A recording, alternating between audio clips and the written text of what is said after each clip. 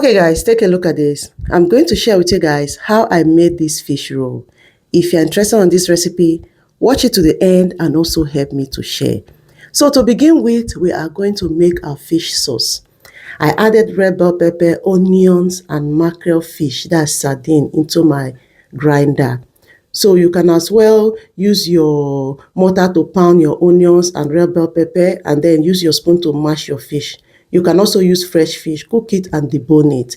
So once I'm done, this is how it looks. Next, the oil I got from the mackerel fish, I transfer it into the pot and then I transfer my fish into the pot as well. Stir, allow it to steam for about 5 minutes. So while I'm doing that, I also added seasoning on it and then I stir it, cover it now to steam. So next I added pepper on it. If you want your fish roll to be spicy, feel free to go in with pepper. Cover, allow to steam for 5 minutes. Next I go in with my corn flour. You can use your flour to achieve this. You can use akamu as well to make it thicker like this. Next, I'm going to set it aside. On my mixer, I go in with my flour. I'm using self-rising flour, and then I added cheese on it.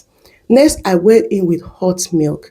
If you are using water, hot water, okay? Then put into the blender, mix it very, very well. So since I have food processor, where I use my hand to stress my life, if you have food processor like this, use it to mix it. You can as well use your hand. See how the dough is. It's not sticky on my hand at all. So this is the consistency you want to have. Next, I'm going to wrap it and keep it aside for about 20 to 30 minutes or depending when I want to make use of it. So I use my plastic foil to wrap it neatly like this and set it aside. After 45 minutes, because I was busy, I brought it out. I'm going to cut it into 3 parts and then I'm going to roll out the dough. This is really simple to make. If you are the type that loves to have snack at home, try this recipe. You are going to love it. So as you can see, I roll it out and then I use my knife to cut the part that are not straight just to make it straight. Next, I'm going to go in with my fillings.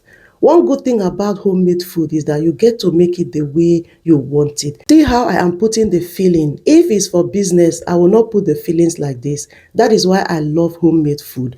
Next, I'm going to cover it gently. Next, I'm going to roll it 3 times just to cover it very well. So I roll the first one, the second one, and then I roll the third one. So once I'm done like this, I'm going to cut out the leftover one. Now tell me, does this right here look like something you're going to try?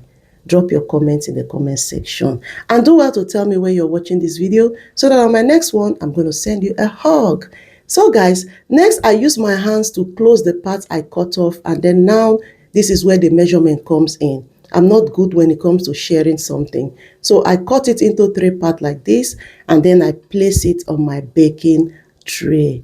So while on my baking tray, I use my knife to give it a design. You can use fork, whichever one you want.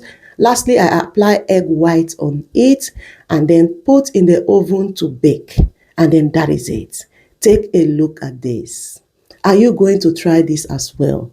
Let me know in the comment section. See how soft it is. See how soft. Oh my goodness. This tastes so delicious. Try this. You are going to love it. Thank you so much for watching this video. Please help me to share. See you on my next one. Bye.